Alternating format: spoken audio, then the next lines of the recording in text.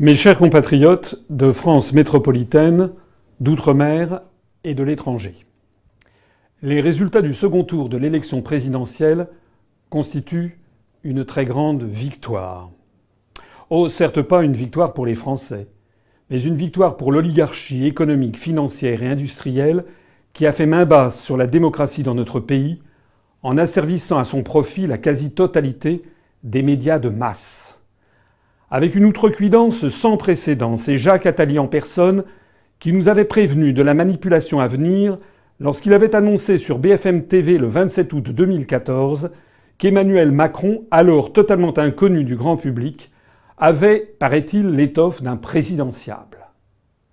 Cette déclaration donna le coup d'envoi à une gigantesque entreprise de manipulation de l'opinion publique qui s'est étalée sur plus d'un an et demi afin d'imposer dans la tête des Français l'élection d'Emmanuel Macron à la présidence de la République. Rien qu'au cours de l'année 2016, plus de 17 000 articles de journaux, 75 couvertures de magazines et des centaines d'heures de passage dans les plus grands médias audiovisuels du pays ont été consacrés à ce personnage et ont été assortis des commentaires les plus ridiculement dithyrambiques. Cette promotion, organisée comme celle du lancement d'une nouvelle lessive, s'est faite plus insistante encore depuis le début de l'année 2017. L'application de la loi Urvoas et les relevés du CSA ont conduit à un scandale absolu d'inégalité médiatique entre les candidats. La bonne compréhension des forces qui imposaient M. Macron a incité tous les opportunistes de la politique française à se rallier de façon pathétique et burlesque à ce candidat. De Robert Hue à Alain Madelin, de Nicolas Sarkozy à Jean-Pierre Chevènement, de François Bayrou à Benoît Hamon, de Pierre Laurent à François Fillon, de Ségolène Royal à Dominique de Villepin, tous ces carriéristes avides d'obtenir une miette du festin à venir ont trahi la France et leurs électeurs au premier coup de sifflet de l'oligarchie. Le résultat est là. Emmanuel Macron est hélas élu pour 5 ans.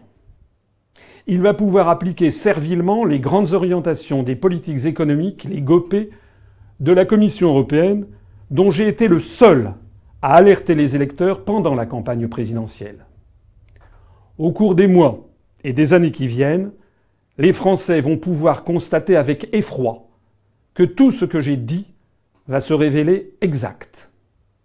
En dépit d'une opposition massive des Français, M. Macron augmentera la TVA et baissera l'impôt sur les grandes sociétés, ce qui revient à faire payer les pauvres et à enrichir les plus riches. M. Macron mettra en œuvre à marche forcée la déréglementation des professions réglementées, l'ubérisation généralisée de la société française, la fin des CDI, la baisse des prestations chômage, le démantèlement du droit du travail, la remise en cause du SMIC, la braderie des industries stratégiques françaises au profit des États-Unis et de l'Allemagne, les fusions forcées de communes, la disparition programmée des départements et l'alignement de plus en plus complet de la France sur les positions géopolitiques agressives et belliqueuses de Washington et de l'OTAN. Oui, décidément, c'est une victoire éclatante aujourd'hui des forces qui ont décidé de la dislocation de la France et de l'assujettissement collectif du peuple français. Mais cette victoire est aussi une victoire à la Pyrrhus. Vous savez, ce roi de l'Épire qui avait triomphé des Romains en 280 avant Jésus-Christ et qui avait triomphé au prix de telles pertes qu'il s'était écrié « Encore une victoire comme celle-là, et je serai perdu ». Oui, les forces euro-atlantistes viennent de remporter une victoire à la Pyrrhus, car l'élection d'Emmanuel Macron est fondée sur l'ignorance et sur une extorsion de volonté par des procédés de marketing politique. Cette élection ne repose donc pas sur l'adhésion profonde et sincère du peuple français. En porte témoignage le niveau record atteint par le taux d'abstention qui est, semble-t-il, supérieur à 25%, ce qui constitue du jamais vu depuis 1969 lors du second tour d'une élection présidentielle. En porte également témoignage le pourcentage sans précédent historique des votes blancs et nuls de l'ordre de 9% des inscrits. De telle sorte que M. Macron est élu avec moins de 45% des inscrits, alors même qu'il était opposé à l'extrême droite. Il faut noter qu'il ne rassemble qu'1,5 million de voix en plus que le nombre d'électeurs ayant préféré l'abstention, le vote blanc ou le vote nul, semble-t-il. Oui, les forces euro-atlantistes viennent de remporter une victoire à la Pyrrhus, car cette élection forcée de M. Macron a transformé la scène politique française en un champ de ruines. Quasiment toutes les forces politiques ressortent pulvérisées de cette gigantesque manipulation médiatico-électorale. En appelant tous à voter Macron, les dirigeants des Républicains, du Parti socialiste, du MoDem, de l'UDI, de EELV, du PCF et j'en passe, ont avoué que le clivage droite-gauche n'est plus qu'un miroir aux alouettes, puisqu'ils sont tous en faveur de l'assujettissement de la France à la construction européenne et à l'OTAN. Même s'ils disent le contraire, ils acquiescent tous à la destruction de la France qui est en cours et dont M. Macron est désormais en charge. Le Front National, quant à lui, apparaît une nouvelle fois comme l'élément décisif qui permet à ce système mortifère de se maintenir. Pour la 7e fois depuis 1974, un membre de la famille Le Pen vient de subir un échec cinglant. Avec 34,2% des suffrages exprimés et seulement 22,5% des inscrits, l'échec de Mme Le Pen est d'autant plus spectaculaire qu'elle ne pouvait pas rêver de conditions plus favorables pour son élection. Elle avait face à elle un candidat de 10 ans son cadet, souffrant d'une instabilité psychologique manifeste, apparaissant comme le successeur d'un François Hollande honni et présentant un bilan accablant de son passage au secrétariat général de l'Élysée et au ministère de l'économie. Alors qu'elle ne pouvait rêver d'avoir de meilleures cartes en main, Mme Le Pen s'est sabordée, notamment en menant un débat télévisé grotesque où elle est apparue par son comportement outrancier et par son incompétence notoire comme encore plus indigne de la fonction que son contradicteur. On notera au passage que son échec cuisant montre qu'elle est très loin, très très loin, d'avoir attiré à elle tous les électeurs de M. Dupont-Aignan et de M. Fillon, comme elle en caressait pourtant le projet.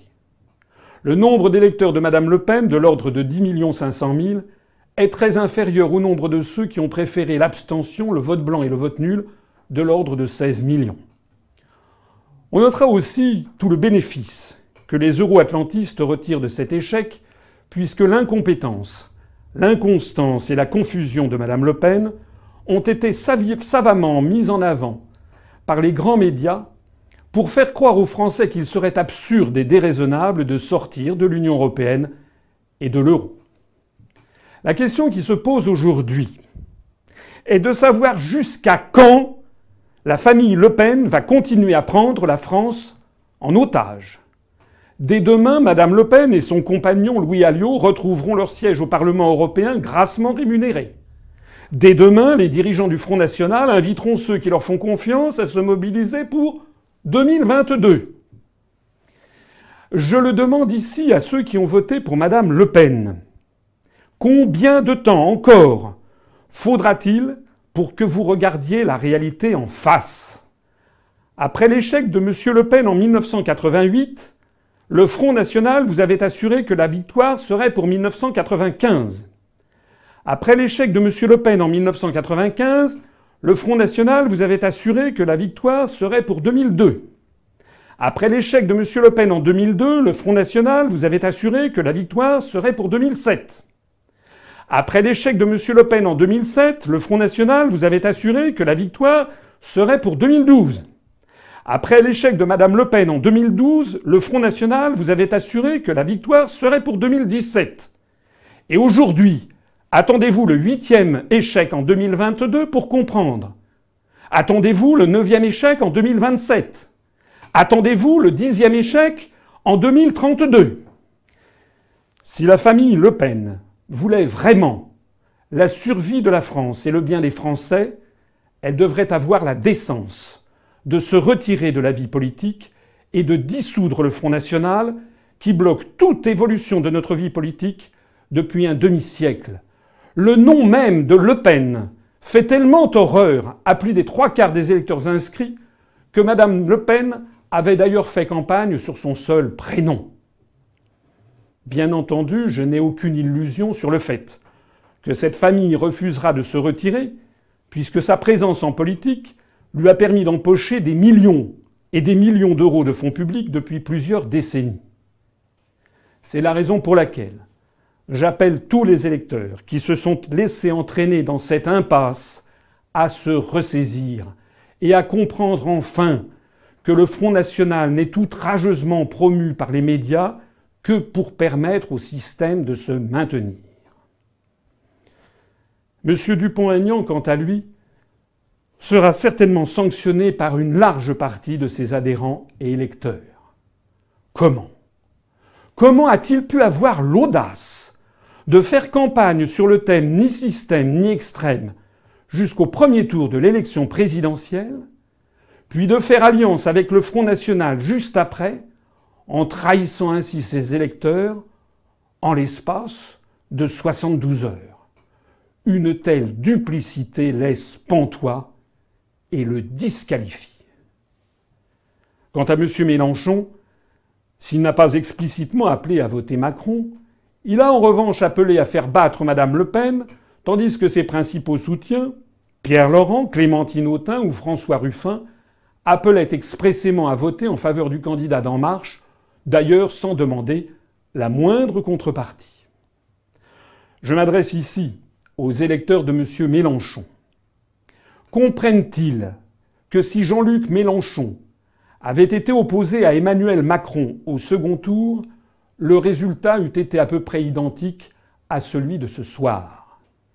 Car l'immense majorité des électeurs de la droite et de l'extrême droite, même hostiles à Emmanuel Macron, auraient tout autant refusé de voter pour Jean-Luc Mélenchon que les électeurs de gauche et d'extrême gauche anti-Macron ont refusé de le faire aujourd'hui pour Marine Le Pen.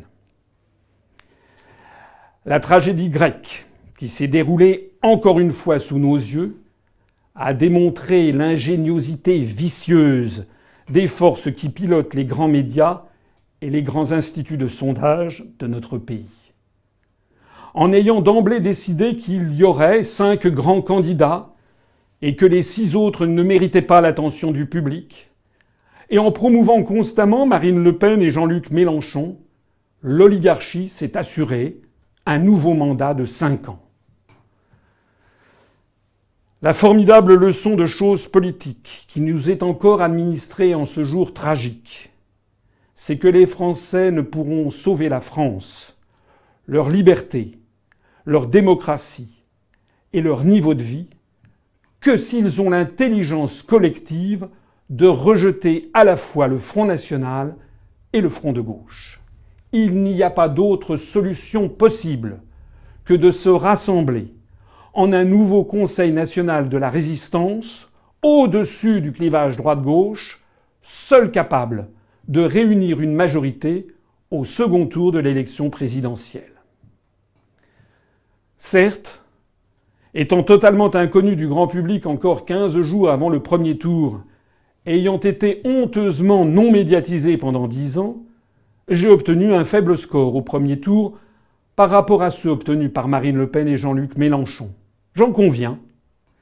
Mais quiconque regarde les choses avec objectivité se rendra compte que je suis le seul qui aurait pu battre Emmanuel Macron au second tour, pour la simple et bonne raison que je suis le seul qui aurait pu rassembler sur son nom des électeurs venus de tous les horizons politiques. L'heure ne doit pas être à baisser les bras. Plus que jamais, les événements donnent encore et toujours raison aux analyses et au positionnement politique de l'UPR. Après la victoire du roi Pyrrhus, les armées romaines avaient puisé dans leur colère de nouvelles forces et une résolution plus farouche encore pour continuer le combat. Et, De même que les armées romaines finirent par battre Pyrrhus, de même l'UPR finira par vaincre ceux qui veulent détruire la France. C'est la raison pour laquelle j'appelle ce soir tous les Français à se mobiliser immédiatement en faveur des candidats que nous allons présenter dans toutes les circonscriptions législatives de métropole, d'outre-mer et de l'étranger. Vous trouverez la liste de nos candidats sur le site législative, au pluriel, législative.upr.fr que nous venons tout juste de lancer ce soir. Le premier tour de ces élections législatives se tiendra le 11 juin prochain. Il est d'une importance capitale que toutes celles et tous ceux qui veulent permettre à l'UPR de faire valoir ses idées, qui veulent donner à l'UPR l'accès au financement public et aux médias se mobilisent et votent en faveur de nos candidats. J'appelle également le plus grand nombre d'entre vous à rejoindre immédiatement, sans tarder, les 27 300 personnes qui l'ont déjà fait. Face au désastre ambiant, face aux périls qui arrivent, face à la dislocation de la France qui est en train de préparer M. Macron et ses équipes, seul l'UPR reste fidèle à sa charte fondatrice, à ses analyses et à son programme. Face au champ de ruines, seul l'UPR reste debout. Seul l'UPR mérite votre confiance. Françaises, Français, vive la République et vive la France.